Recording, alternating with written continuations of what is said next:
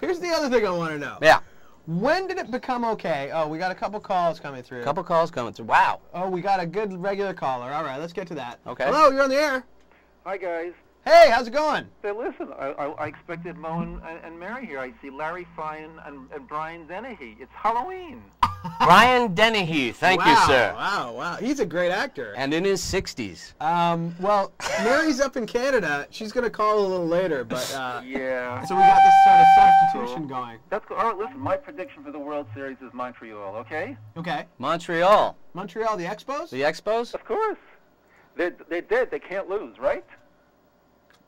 No, Right. they cannot lose. That is can't- true. They cannot lose. Just like my stocks can't lose money, right. because I don't have any stocks. Okay. Well, we'll go with bonds instead, okay? Okay. Thank you very much. All right, thanks. Thank you. Well, that's another disappointed Mary fan, I have to say. I know. So far, I'm 0 for 2, boy. They're not liking the sub. No, come They on. would love the lovely stop. Mary Cross. I'm out of here. No, See ya. no, don't. No, you don't need me. I'm good. No, I wanted to ask you about when it became okay for certain. Oh, right. You know, okay, so like. It's really been sticking in your craw, hasn't Yeah, it? because okay, now you've been watching sports for at least like 5-10 years, right? Oh, yeah. When More. did it become okay for professional sports players to discuss their hurt feelings regarding other players or incidents? Like, when did it become okay for sports players to acknowledge even having feelings? Well, I'll tell you, Mo.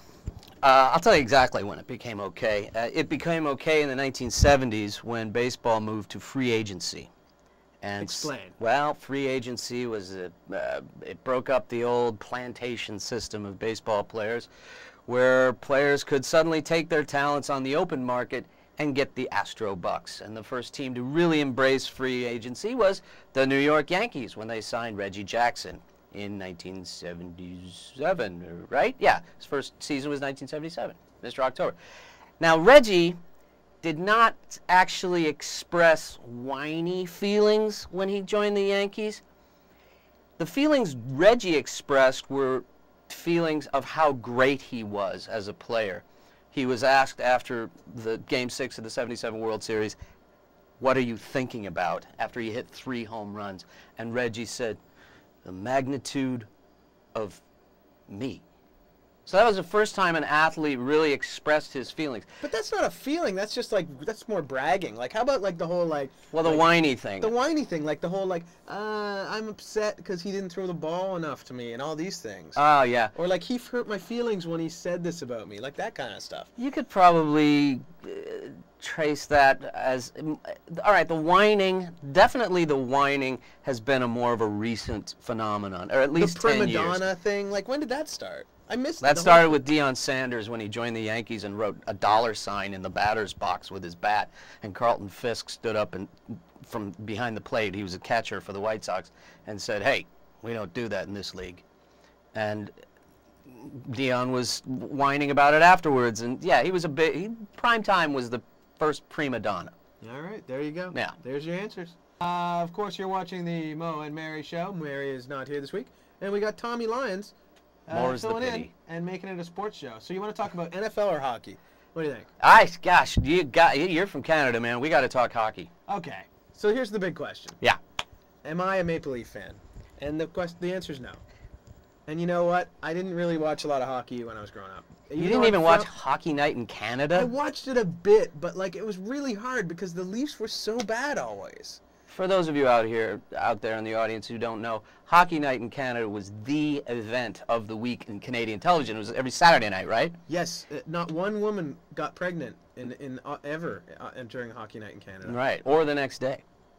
And it was the most popular show in Canada. It still is, right? It's kind of it. It still is. You know what? This is going to drive you crazy. They lost the theme. The CBC, who had Hockey Night in Canada, they lost the theme. They had the right to purchase it for another like million years, and they were like, "Nah, we don't want to pay you this much." How did the theme go?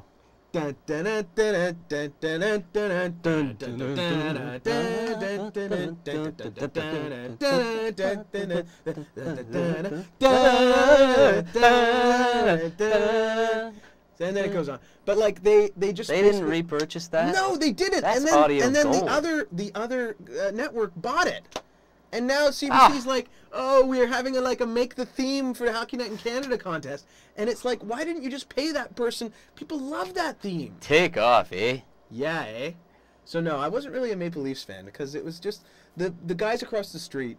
They were all Maple Leafs fans. They all had to have triple bypasses, and it was from the Leafs. Yeah.